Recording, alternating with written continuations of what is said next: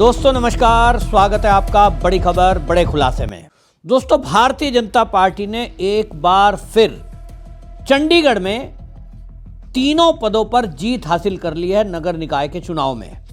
आपको बता दें कि भारतीय जनता पार्टी की यह जीत तब भी हासिल हुई जब उसके पास बहुमत भी नहीं था। और ये कमाल भारतीय जनता पार्टी ने विनोद तावड़े, जो भारतीय जनता पार्टी के शीर्ष नेता हैं, उनके नेतृत्व में किया। और ये जो चमत्कार हुआ है इसकी किसी ने कल्पना नहीं की थी, क्योंकि बहुमत का आंकड़ा 19 था और भारतीय जनता पार्टी 18 वोट लिए हुए थी। उसके बावजूद भी वहां अपना मेयर बनाने में कामयाब होती है। उसके साथ ही सीनियर डिप्टी मेयर और डिप्टी मेयर तीनों पद पर भारतीय जनता पार्टी ने जीत हासिल की है। देखिए, सबसे पहले तो सौरभ जोशी नहीं जीता पहली बार। भारतीय जनता पार्टी के वो सैकड़ों कार्यकर्ता जो बूथ लेवल पे काम करते हैं, केरल जैसी विपरीत परिस्थितियों में काम करते हैं, अरुणाचल जैसी विपरीत परिस्थितियों में काम करते हैं, जम्मू कश्मीर के सरहदी इलाकों में जो काम करते हैं, आज उनके आशीर्वाद से उन बूथ कार्यकर्ताओं के जो दिन रात लोकहित में जो काम करते हैं, भारतीय जनता पार्टी के सैकड़ों कार्यकर्ताओं के दम पर आज हमने ये 3 पद जीते। देखिए, पहले तो मैं सर्वप्रथम जो मैडम का सवाल है मैं उसमें जवाब देना चाहूंगा कि सैकड़ों कार्यकर्ता जो हमारे दिन रात जो विपरीत परिस्थितियों में काम कर रहे हैं। दूसरा, शेष नेतृत्व। आप देखिए,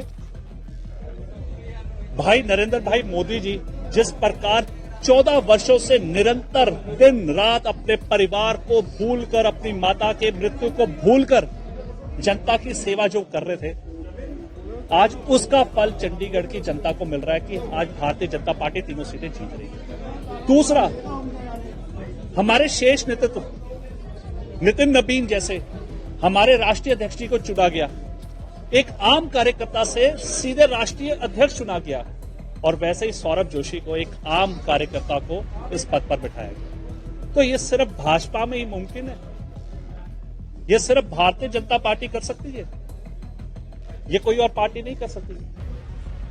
अगर आप कह रहे हैं कि सौरभ जोशी का संघर्ष नहीं था, ये कार्यकर्ताओं का संघर्ष है। ये उस समय का संघर्ष है, ये 1925 से संघर्ष चला हुआ है। ये देश के आजादी से पहले संघर्ष चल रहा है। चाहे भारतीय जनसंघ थी, जब दीपक का निशान हुआ करता था और तब मजाक उड़ाया जाता था कि तेल खत्म हो गया दीपक का। और जब भारतीय जनसंघ ने विलय किया था जनता पार्टी के साथ, जब मूवमेंट खड़ा हुआ था, जेपी आंदोलन शुरू हुआ था, तो भारतीय जनसंघ ने सोचा कि हमें पार्टी से ऊपर देश हित में सोचना है, तो उन्होंने अपनी पार्टी को खत्म किया था और हमने जनता पार्टी में विलय किया। और विलय करने के बाद हमें लगा कि अब ये जनता पार्टी जिन मुद्दों में इकट्ठी हुई है वो देश हित में काम नहीं कर रही, तो उसके बाद हमने भारतीय जनता पार्टी का पुनर्निर्माण किया। और जिस समय पार्टी जब बनी थी उतना ही मेरे वर्ष हो चुके। 1980 में भारतीय जनता पार्टी का निर्माण हुआ, उस समय मेरे 1979 का मेरा बर्थ है। तो आज पूरे 46 वर्ष इस पार्टी को काम करते हो गया, भारतीय जनता पार्टी जनसंघ को। बाकी मैं आपको आज इतना ही कहूंगा कि ये जीत, ये हार, ये चुनाव भारतीय जनता पार्टी इसको लेकर नहीं लड़ती है। भारतीय जनता पार्टी सिर्फ एक चीज को लेकर लड़ती है कि जब तक अंतिम पद पे बैठा व्यक्ति, अंतिम पद पे कौन होता है? जो गरीब व्यक्ति, जब तक अंतिम पंक्ति का व्यक्ति जब तक ऊपर ना उठ जाए, तब तक हम देश को तरक्की वाला जीवन नहीं मान सकते। इस जीत के साथ ही अरविंद केजरीवाल के तो होश उड़ गए हैं, क्योंकि जो ये कह रहे थे कि बीजेपी का तो कोई आधार ही नहीं है, उनको मैं बता दूं कि 5वीं बार चंडीगढ़ का जो मेयर पद है उस पर भारतीय जनता पार्टी ने कब्जा किया। साथ ही आपको यह भी बता दूं कि अब पूरे पंजाब में भी माहौल बदला हुआ है। अगले साल चुनाव होना है और अगले साल चुनाव को देखते हुए ये कहा जा रहा है कि अब अपनी अपनी तैयारियां कर रहे हैं। तो भारतीय जनता पार्टी के पक्ष में इस बार माहौल बदला हुआ दिखाई दे रहा है। पिछला चुनाव जब विधानसभा का हुआ था तो हमने देखा कि भारतीय जनता पार्टी के प्रत्याशियों को गांव में प्रचार तक नहीं करने दिया गया था। किसान आंदोलन किया गया था और उसमें एक नैरेटिव सेट किया गया था कि मोदी जो सरकार है वो तो किसान विरोधी है। 700 किसान मारे गए, उनका मुआवजा, मारे गए का कारण मोदी मर जा तेरी कब्र खुदेगी, इस तरह की चीज़ें बनाई गई थी। और एक बड़ी फंडिंग, मोटी फंडिंग विदेशों से आ रही थी ऐसे लोगों को जो खालिस्तानी समर्थक हैं। खालिस्तानी समर्थक गांव-गांव में फैलाए गए और उनको ये बताया गया कि भारतीय जनता पार्टी का कोई प्रत्याशी आ जाए उसका विरोध करना है, बल्कि हमले तक किए गए। डर के मारे लोग बोलते नहीं थे। भारतीय जनता पार्टी के प्रत्याशियों को ना तो कोई अपने घर में बिठा रहा था, वोट डालने की तो बात ही क्या है। उस तरह के माहौल में बीजेपी ने भी उम्मीद नहीं की थी, क्योंकि एक नैरेटिव गढ़ा गया था, पूरा माहौल खराब था। यहाँ तक कि मोदी जी को भी आपने ध्यान किया होगा कि पुल के ऊपर रोक के रखा गया था इन्हीं प्रदर्शनकारियों के द्वारा, और उनको रैली बगैर किए लौटना पड़ा था। जब मोदी जी ये कहकर निकले थे कि अपने सीएम से कहना जिंदा वापस जा रहा हूँ। इस तरह की चीज़ें पंजाब में घटी हैं। उसी पंजाब में राजधानी जो है चंडीगढ़, वहाँ Bharatiya Janata party triple, double और उसके बाद ट्रिपल फिर से एक बार अपना झंडा गाड़ती है। और जैसा मैंने कहा, सौरभ जोशी मेयर बन गए, जो जसमनजीत सिंह है वो सीनियर डिप्टी मेयर बने हैं, और सुमन शर्मा डिप्टी मेयर बनी है। और ये 5वीं बार जीत हासिल हुई है। और इस 5वीं बार जीत हासिल होने में, जैसा मैंने कहा, जो ये सब नैरेटिव गढ़ा गया था, इसका एजेंडा पूरी तरह ध्वस्त हो गया। जो लोग ये कहते थे कि बीजेपी का कोई आधार नहीं है, वो समझ लें कि बीजेपी ने अपना आधार भी बनाया है। और चंडीगढ़ में, क्योंकि आप देखेंगे कि हरियाणा के लोग भी रहते हैं और एक अपर क्लास रहती है, और लोग जो है वहाँ पर विकास पसंद हैं। चंडीगढ़ अपने आप में एक बहुत सुंदर शहर है, प्लान्ड शहर है।